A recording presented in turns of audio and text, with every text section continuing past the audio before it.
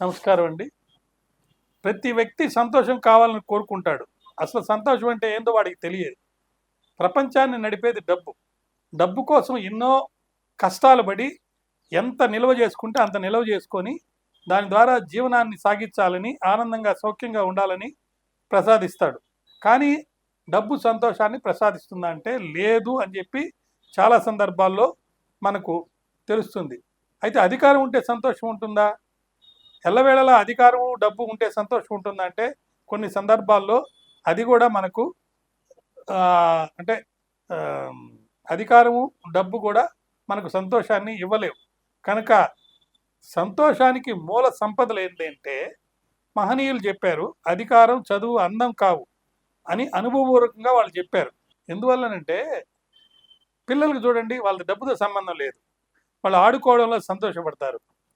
పెద్దవాళ్ళు కొంతమంది చూడండి, ఆటపాటలతో కూడా సంతోషాన్ని వాళ్ళు పొందుతారు.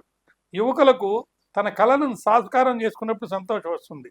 కొందరికి ప్రకృతి ఆరాధిస్తారు, కొందరు తీర్థక్షేత్రాలని సందర్శించి ఆనందిస్తారు. సంతోషానికి ఒక నిర్వచనం లేదు, కులం లేదు, మతం లేదు. మరి సంతోషానికి ఒక ఉనికి మాత్రం మనం చూస్తే అణువణువులోనూ మనం సంతోషాన్ని చూడొచ్చు, పొందొచ్చు.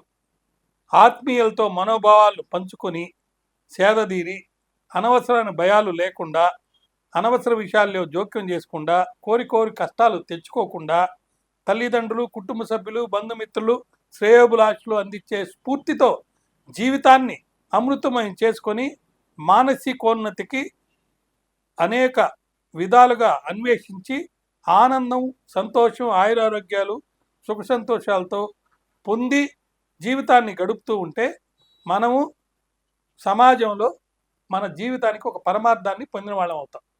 మరిన్ని అప్డేట్స్ కోసం మా కాయ్ టీవీని సబ్స్క్రైబ్ చేసుకోండి. మా వీడియో కనుక మీకు నచ్చినట్లయితే లైక్ చేయండి, షేర్ చేయండి. మీ విలువైన అభిప్రాయాలను కామెంట్ బాక్స్లో తెలియజేయండి.